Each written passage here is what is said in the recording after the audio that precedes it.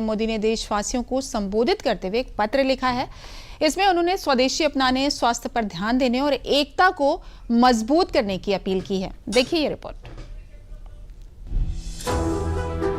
दीपावली के बाद मंगलवार को पीएम मोदी द्वारा लिखा गया ये पत्र देश के नाम रहा, जिसमें उन्होंने देशवासियों को दिवाली की शुभकामनाएं देते हुए इस त्योहार को ऊर्जा, उत्साह और आत्मचिंतन का प्रतीक बताया और कहा कि अयोध्या में राम मंदिर के भव्य निर्माण के बाद ये दूसरी दीपावली है।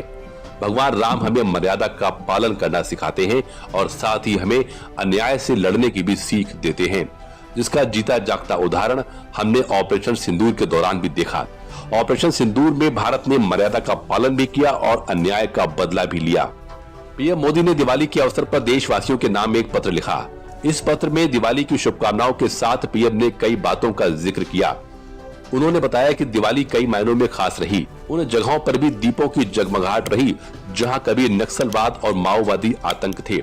उन जगहों को हमने नक्सलवाद और माओवादी के आतंक को जड़ से मिटा दिया है। पीएम ने बताया कि देश के लिए ये बहुत बड़ी उपलब्धि है। इस पत्र में पीएम मोदी ने बताया कि आने वाले दिनों में हम दुनिया की तीसरी सबसे बड़ी अर्थव्यवस्था बनने वाले हैं। इसके अलावा पीएम मोदी ने अपने पत्र में कहा कि एक विकसित और आत्मनिर्भर भारत की यात्रा में राष्ट्र के प्रति देश के हर नागरिक को अपने कर्तव्य का पालन करना होगा और देश के हर नागरिक से स्वदेशी अपनाने की अपील भी की। इसके साथ ही पीएम मोदी ने अपने पत्र में देशवासियों को कुछ सुझाव भी दिए।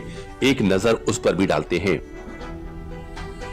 पीएम ने कहा, स्वदेशी उत्पादों को बढ़ावा दें और गर्व के साथ कहें यह स्वदेशी है। सभी भाषाओं का सम्मान करें और एकता की भावना को मजबूत करें। स्वच्छता को अपनाएं और अपने स्वास्थ्य का ध्यान रखें। स्वस्थ रहने के लिए अपने भोजन में तेल का उपयोग 10% कम करें। योग को अपनाकर शारीरिक और मानसिक स्वास्थ्य को बढ़ावा दें। पीएम मोदी ने अंत में लिखा कि दीपावली हमें यह भी सिखाती है कि जब एक दीपक दूसरे दीपक को जलाता है तो उसका प्रकाश कम नहीं होता बल्कि और बढ़ जाता है। आइए इस दीपावली पर हम इसी भावना के साथ अपने समाज और आसपास सद्भाव, सहयोग और सकारात्मक के दीप जलाएं और खुशियों से इसे जगमगाहट करें।